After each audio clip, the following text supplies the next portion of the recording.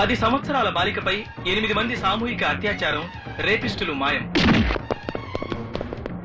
ఆఫీసుల్లో ఆడవాళ్లపై అత్యాచారాలు చేస్తున్న 18 మంది మగబాసులు పలుచోట్ల కిడ్నాప్లకు గురయ్యారు. విద్యార్థులను ర్యాగింగ్ చేస్తున్న 26 మంది విద్యార్థులు అదృశ్యమయ్యారు. ఉద్యోగాల పేరుతో వ్యభిచారంలోకి దింపుతున్న స్త్రీలు అదృశ్యం. పలు చోట్ల పేషెంట్స్ పై అత్యాచారం చేస్తున్న 5 డాక్టర్లు, దొంగ సర్టిఫికేట్స్ ఇస్తున్న 9 మంది డాక్టర్లు మాయం. దీంతో రాష్ట్రం నలుమూల నుంచి కిడ్నాప్ అయిన వారి సంఖ్య 1014కు చేరుకుంది.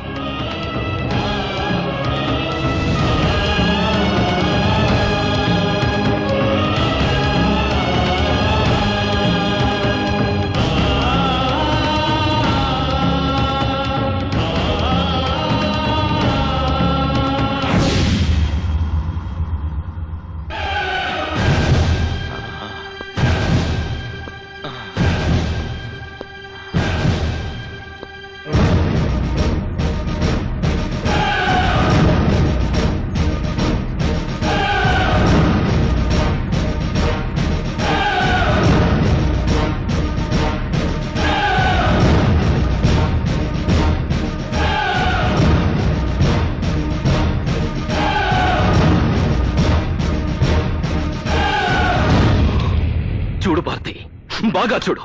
ఈ సమాజంలో ఆడదానికి అన్యాయం చేస్తున్న అందరినీ లాక్కొచ్చాను. ఆకు రౌడీల నుంచి అధికారుల వరకు అందరినీ, మున్సిపాలిటీ వాళ్ళు కుక్కల్ని పట్టుకుని లాక్కొచ్చాను. చూడు భారతి, బాగా చూడు. చూడు భారతి. గాంధీ, ఇది చాలా అన్యాయం. నీ భార్య చనిపోవడానికి కారణం వాళ్ళ 5. నీకు మేమేం చేసామని మమ్మల్ని ఇక్కడ తీసుకొచ్చావు? చూసావా భారతి, చూసావా వీడెంత పిచ్చి ప్రశ్న వేశాడో? వాడేం చేయలేదంట. కొత్త అమాయకుడు. ఎంత అమాయకుడు అంటే వాడి దగ్గరికి ఒంట్లో బాగలేదని వచ్చే ఆడ పేషెంట్లకి మత్తు మందిచ్చి అనుభవించేంత అమాయకుడు. పాపం ఈ డాక్టర్లు కూడా అమాయకులే. 4 ఏళ్ల పిల్లని రేప్ చేసినా వీళ్ళకి తప్పు అనిపించదు, జాలనిపించదు. పైగా రేప్ చేసిన వాళ్ళకి మగతనం లేదని దొంగ సర్టిఫికెట్లు ఇస్తారు, డబ్బులు తీసుకుని. చూడు భారతి, చూడు. వీళ్ళందరూ పేరు మోసిన న్యాయబద్ధులు. ఇప్పటికి వీడు 68 వరకట్నపు చావుల్ని బాధించాడు. ప్రతి కేసులోనూ భార్య గ్యాస్ లీక్ అయి చచ్చిపోయిందని, స్టవ్ పేలి కాలిపోయిందని ప్రూవ్ చేశాడే తప్ప భర్తలు కాల్చి చంపారని ఎప్పుడూ ప్రూవ్ చేయలేదు. అంత గొప్ప లాయరు వీడున్నాడే. వీడు 25 రేప్ కేసులు బాధించాడు. రేప్ చేసిన ఎవరికీ శిక్ష పడకుండా చేశాడు. అన్యాయం అంటూ ఏడ్చిన ఆడబడని గుచ్చి ప్రశ్నలేసి మరింత రేప్ చేశాడు. వీళ్ళు మహా గొప్ప లాయర్లు. రక్షించాల్సిన వాళ్ళని శిక్షిస్తారు, శిక్షించాల్సిన వాళ్ళని రక్షిస్తారు. కోర్టులో న్యాయదేవత మట్టి బొమ్మ అయిపోయింది కాబట్టి వదిలేశారు. లేకపోతే ఆమె కంటి మీద గుడ్డని కూడా మిగిల్చేవాళ్ళు కారు. అంత గొప్ప లాయర్లు.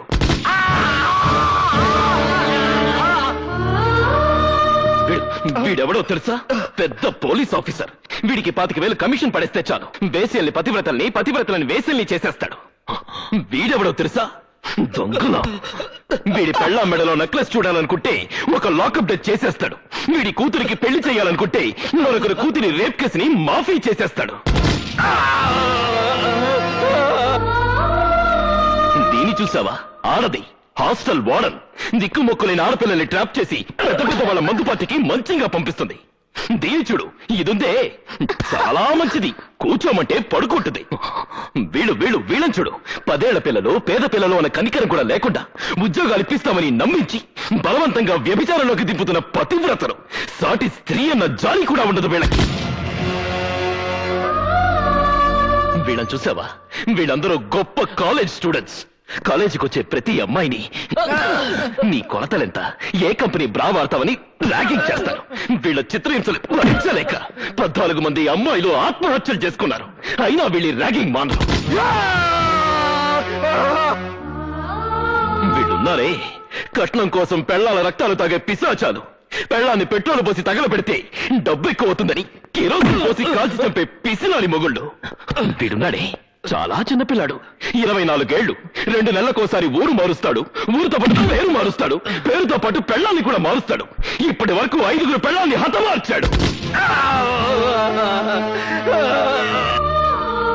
వీళ్ళంతా బ్యూరోక్రాట్స్. ఉద్యోగం కోసం ఆడపిల్ల అప్లికేషన్ పెడితే చాలు చొంగ కార్ చేసుకుంటారు. భారతి, వీళ్ళందరూ లంచంగా ఆడవాళ్ళ దగ్గర డబ్బులు తీసుకోరు. మంచం మీదకి వస్తే సరిపోతుందంటారు. పడుకుంటే agreements, పడుకోకపోతే punishments.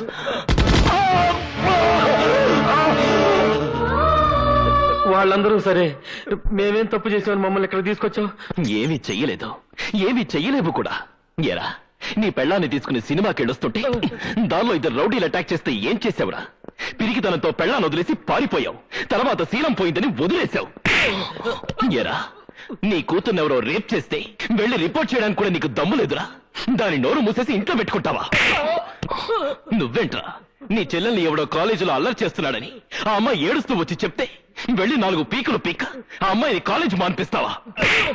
రై, అందుకేనా మీ అక్కయ్యలకి చెల్లెళ్ళకి అన్యాయాలు జరుగుతున్నా నోరు విప్పలేని మీలాంటి నపుంసకులు కూడా ఈ సమాజంలో ఉండడానికి వీల్లేదురా. చూడు భారతి, చూడు, వీడు వీడు వీడు వీడు వీళ్ళందరూ పాలిచ్చి పెంచిన ఆడదాన్ని పాలిస్తూ అవకాశం దొరికిన ప్రతి ఆడదాన్ని వశం చేసుకుని శవాన్ని చేస్తున్నారు. అందుకే అందుకే వీళ్ళందరూ నీ కళ్ళ ముందే శవాలైపోతారు. ఏందా ఇది మా అందరు పురాణాలు చదువుతున్నావు? నువ్వేమైనా పెద్ద నీతిమంతుడువా? మాలాగే నీచంగా దౌర్జన్యంగా నువ్వు బతకలేదా? డబ్బు కోసం మాలాగా నువ్వు మాత్రం కక్కుతు పడలేదా? మాకెంత చరిత్ర ఉందో నీకు అంతే చరిత్ర ఉంది. అందుకే అందుకే మీతో పాటు నేను చేస్తాను. నిన్నటిదాకా మానవత్వం లేకుండా బ్రతికాను. ఇవాళ మానవ పంపున మిమ్మల్ని చంపి నేను చేస్తాను. చూడండి రా, చూడండి.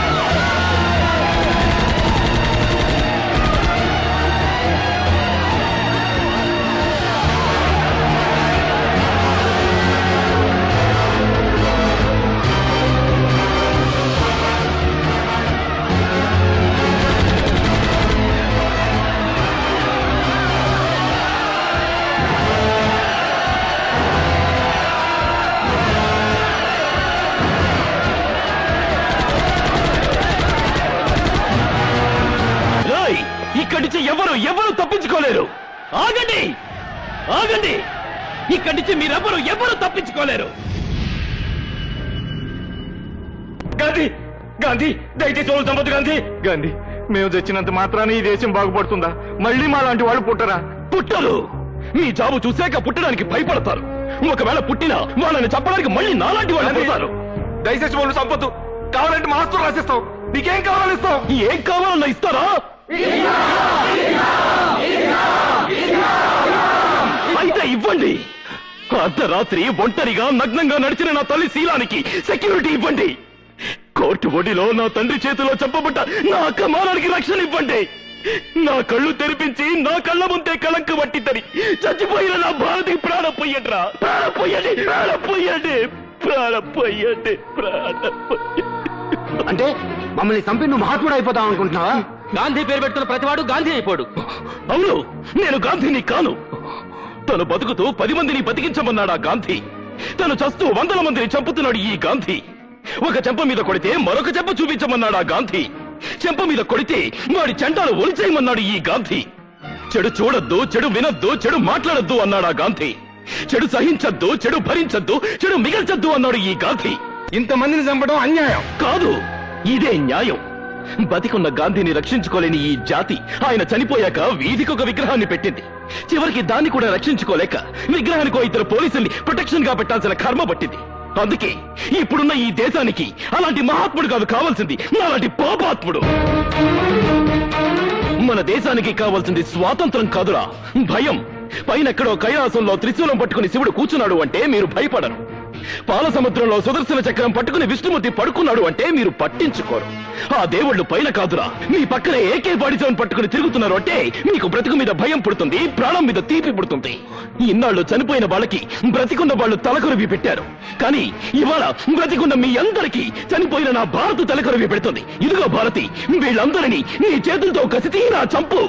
తెగిపడ్డ వీళ్ళందరి తలకాయలు మొండాలు చూసి ఇలాంటి వాళ్ళు భయంతో వణికి చాలాలి. ఆడవాళ్ళందరూ నిర్భయంగా తిరగాలి. ఇదిగో చంపు, చంపు భారతి.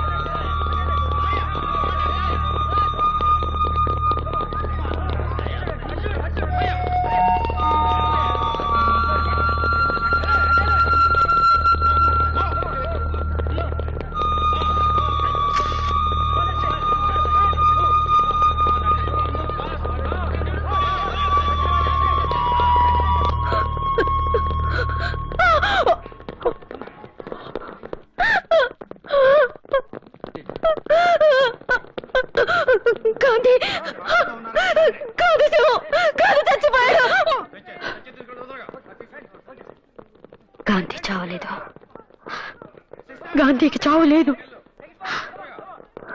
గాంధీ చచ్చిపోయాడంటే స్త్రీకి మళ్ళీ అన్యాయం జరుగుతుంది. గాంధీ బ్రతికే ఉన్నాడు, బ్రతికే ఉండాలి.